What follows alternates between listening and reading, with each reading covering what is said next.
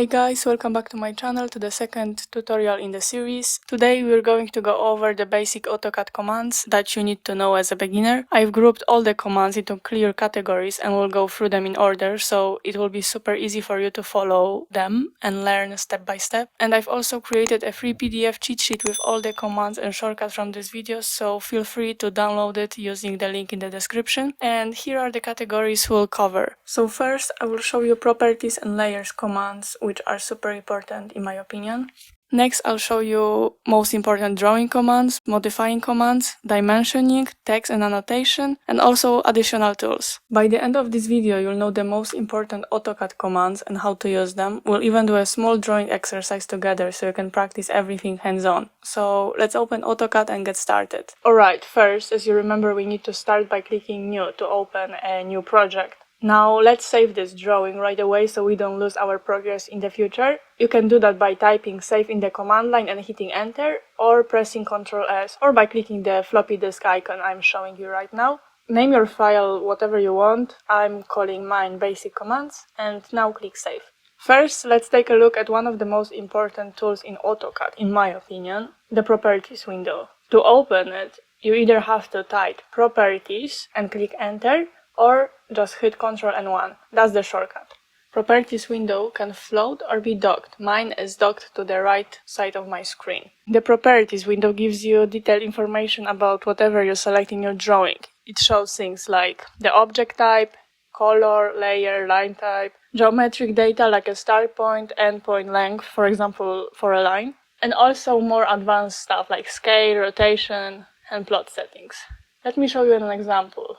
I just drew a line here, and now when I select it, look at the properties panel. You can see the layer it's on, its color, and even the exact start and end coordinate. You will also see its total length, which updates live if you change it. Let's see what happens if you select two different lines. If you look at the properties window, now it says varies for some values, like the start point and end point. That's because two lines have different positions. But you can still change shared properties like color or layer, or even coordinates. If you select two lines, both of their ends is changing. If you unselect one, only the line that you selected is changing. And look at the top of the properties window. It tells you what type of object is selected and how many. For example, if I select two lines, it says two lines. If I draw a circle and select all of my drawings, it shows all, and when I click that drop down, I can see exactly what's selected. Two lines and one circle. This is a super useful tool not only for checking information, but also for editing multiple objects at once without using separate commands. Next thing I want to talk about is layers. Layers are one of the most important features in AutoCAD for staying organized. You can open Layers window by clicking the Layer Properties button in the Home tab on the ribbon, or just type LA in the command line and hit enter. The Layer Properties window can be docked or floating, the same as Properties window. You can see a lot of buttons here, but I will not explain them today. This is for another video. All you need to know for now is that we have only layer 0, which is default layer. And here you see you can change the color, line weight, type of line, but we will play with it in the next video. For now, either close this window or dock it to the left, as I am doing right now. Before we start, let's turn off the grid because I find it very distracting. You can do that by clicking the grid icon at the bottom of the screen, or just press F7 on your keyboard. Now let's go over how to select and unselect objects in AutoCAD. If you left click anywhere on your screen and drag your mouse to the left, you'll see a green selection window. With this window, you only need to touch the object to select it. If you left click and drag your mouse to the right, you'll get a blue window. This time you must completely enclose the object to select it. So now you know that the direction you drag your mouse matters. To unselect everything, just press escape. To unselect just one object, hold shift and select it. To add more objects to your selection, just keep clicking and dragging around them. If you left click and hold, you draw the selection window as you move the mouse. There is also a super helpful command called SELECTSIMILAR. If you have, let's say, one circle selected and you type SELECTSIMILAR, AutoCAD will select all other objects that are similar depending on the matching settings. You can match by object type, layer, color, line type. You can customize this in the command SELECTSIMILARMODE. SELECTSIMILARMODE controls which properties AutoCAD checks when deciding what's similar. It uses a bitcode value, which is just the sum of the properties you want to match. The default value is 130. That means AutoCAD is checking for the layer and the name. Right now I'm showing you bitcode value chart on the screen. For example, if you want SELECTSIMILAR to only consider layer and color, set the value to 3, because layer is 2 and color is 1. 2 plus 1 is 3. Now let's look at the tool called QUICKSELECT, located in the top right corner of the properties window. When you click it, this pops up. So in the field Apply To, you can choose to search the entire drawing or just your current selection. In the field Object Type, pick which type of object to filter. In the properties window, choose what property you want to filter by, like color, layer, length, and so on. Operator, it chooses how it should match. So for example, the value should be equal, not equal to, and so on. In the value menu, you can enter the specific value you're looking for. For example, color equal to red. And how to apply, you can decide if this replaces your selection or adds to it. So for example, if you want to select all red circles in the drawing, set object type to circle, property color, value red, and hit OK. It selects all red circles instantly. Let's talk about the most basic command in AutoCAD, the line command. You can start it by clicking line from the draw section in the ribbon. However, I don't recommend it. I recommend just learning the commands by heart. It will be faster for you. So just type L, which stands for the line, on your keyboard and hit enter. Now AutoCAD will ask you for the first point. Just left click anywhere in the model space to set your starting point. Then left click again to set the end point. If you're done, just press enter. It will finish your command. If you want to draw multiple lines, AutoCAD automatically allows that. Just keep clicking to create a chain of connected lines. When you're done, just press enter or escape. You can also start a line by typing exact coordinates. When you press L and enter, AutoCAD will ask you for X coordinates and Y coordinates. Type first your X coordinate, click either tab or a comma, then type in your Y coordinates. Now type in your ending coordinates. First, type in your X coordinates, press comma and your Y coordinates, and press enter. Remember that your ending coordinates are not exactly coordinates from your original system. They are an increment of your start coordinates. So for example, if you put in as your starting coordinates 10, 20 and your ending coordinates 20, 30, you need to add both of those coordinates to get the coordinates of your ending point. You can see the example on the screen. You can also draw your line by length and angle. Start the line with L and press enter. Click your first point. Now AutoCAD will ask you about the length of your line. You can press tab to enter an angle. So let's type 30 and for example 45. You can see that the angle of rotation on the drawing is 45, and when we select our line, it clearly says that the length is 30. When you want to draw perfectly vertical or horizontal line, you can hold shift while drawing. It temporarily activates ortho mode, or just press F8 to turn on permanently ortho mode. I personally just hold shift, but do what works best for you. You can modify your line as I showed before in properties window, or just select your line. You can see 3 blue squares. Move your cursor to the right square. You can see 2 options, stretch or lengthen. Stretch option allows you to modify your line in any direction. Lengthen leaves your line alone and only allows you to make it longer. When you press tab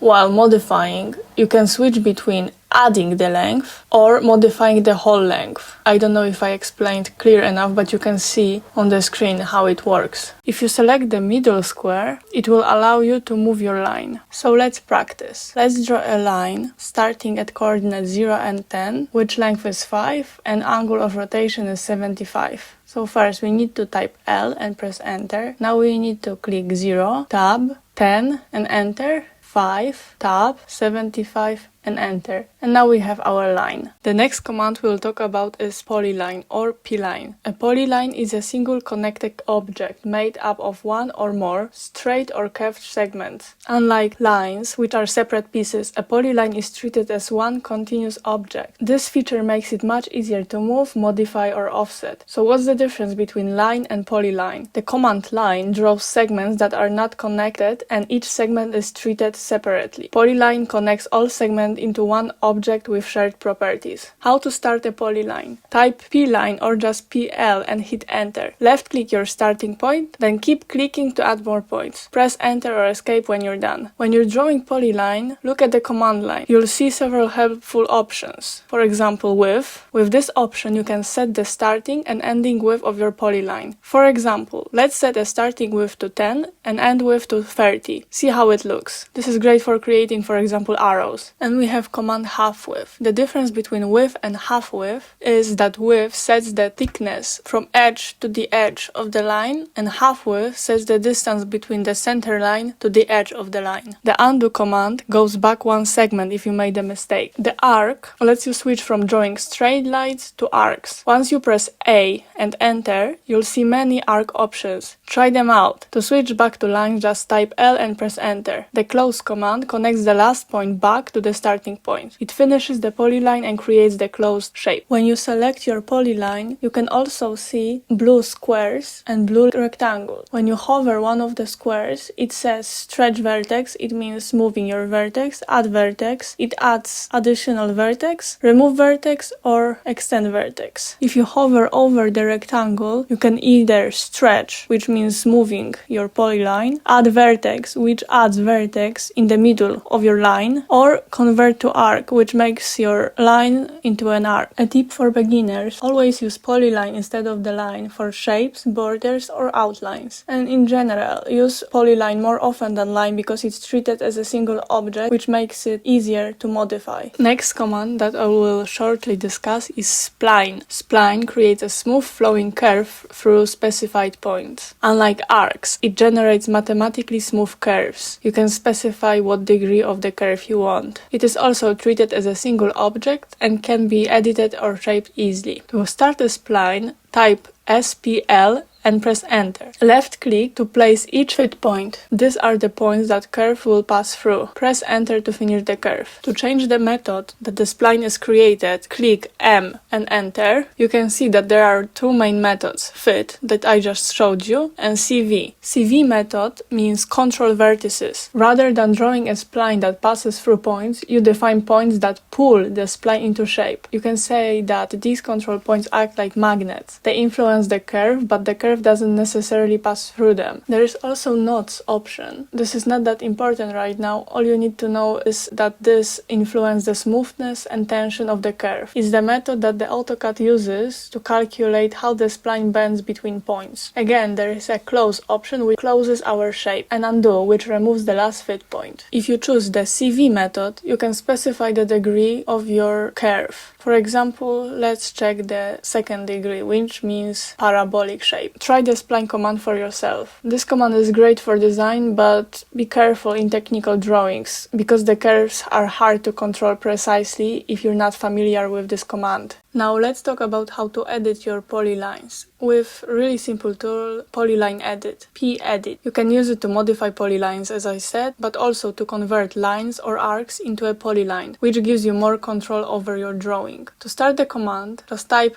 PEDIT or PE and hit enter. If you want to select multiple objects, you need to press M and enter. Now select the polyline or polylines that you want to edit. If you select a line or an arc or something that is not a polyline, AutoCAD will ask you if you want to convert it to polyline. Click yes. Let's go through the most useful options you'll see in the PEDIT menu. Open. If your polyline is closed, this option will open it. Join lets you join other lines, arcs or polylines to your current one. They must be connected at endpoints. Width. This lets you change the thickness of your polyline. Edit vertex. Here you can stretch, add or remove vertices. Fit makes your polyline into a smooth curve. Spline, similar to fit but even smoother. The curve, it removes any curvature and brings it back to straight line segments. L-type gen controls how dashed or custom line types are applied along the polyline. Reverse reverses the direction of your polyline, which matters in hatching and extrusion. And undo, of course, undo your last edit inside the command. So basically PEDIT is your go-to tool whenever you want to clean up shapes, turn basic lines into flexible paths, or give your drawing that polished connected look.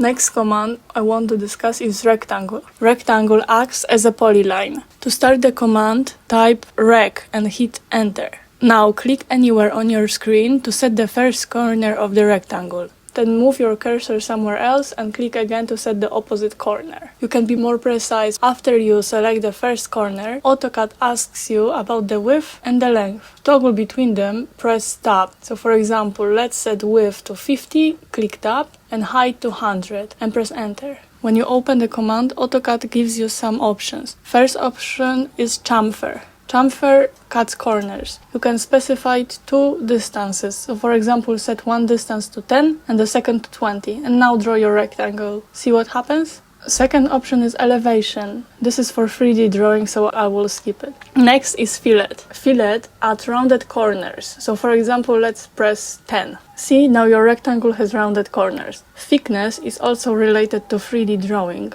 And with width, you can give thickness to the rectangle if you want to look bold or like a fillet path. Now, when you specify the first corner, you see three options: area, dimensions, and rotation. If you press area, AutoCAD will ask you what will be the whole area of your rectangle. So let's type 200. Now it asks you what you want to give. So for example, let's click length and let's type in 20. So based on that, the width should be 10. Let's check. Yes, it is. Dimensions option is again for length and width. You don't have to click it to give length and width. You can just type it and press Tab. In rotation, it allows you to rotate your rectangle before you draw it. As I said, once the rectangle is placed, it's actually a polyline, which means it behaves like a single object. You can edit it using the PEDIT command if you need to reshape it. Let's move on to another tool, a circle. To start the command, type in circle or just type C and hit enter. Then click anywhere on the screen to place the center of the circle. Now AutoCAD asks you about the radius of the circle. You can also try defining the diameter. Just type in D and press enter. Now AutoCAD asks you about the diameter. You can also draw circles in other ways. Here are your options. So first, as I said, you can specify center and then radius. Second option is center and diameter. Third option is specifying 2 points. You can click 2 points and AutoCAD will draw a circle across them. Fourth option is specifying 3 points. When you choose 3 points, AutoCAD will draw a circle that passes through all of them. Fifth option is tan radius. You have to pick two objects for your circle to be tangent to, and then enter your radius. If you're just getting started, stick with center radius for now. It's the easiest option. Later, when you will be needing more complex geometry, you can make yourself more familiar with other options. And now let's talk about the last drawing tool that I want to mention, the XLINE command, known as construction line. An X-line is basically an infinite line that extends endlessly in both directions. It's not meant to be printed, it's just there to help you align things, create guides, and set up your drawing more precisely. To start, just type X-line or XL and hit enter. AutoCAD will then ask you how you want to place the line. You can just draw it, as I'm showing you right now, or you can choose different options like horizontal, vertical, angular, offset to place a construction line a specific distance from another object, or bisect if you want to split an angle evenly with a guide. I personally use X-line when I'm sketching stuff. Since they extend infinitely, I never have to worry about snapping too short, and they are perfect for making sure things line up exactly. And I think that's it for today's video. I was supposed to cover also modifying commands, but I think I'll divide this video into two parts. So for now, you have drawing commands, and in the next video I will tell you about modifying commands. Remember, you can download the free PDF cheat sheet that I created with everything that we've learned so far. Link is in the description and in my bio. And for now, you've learned a lot of tools that are really useful in AutoCAD. So practice whenever you can. And if this video helped you, please give it a like and subscribe for the next part. And let me know in the comments if anything was unclear. Thanks again for watching, and I'll see you later. Bye!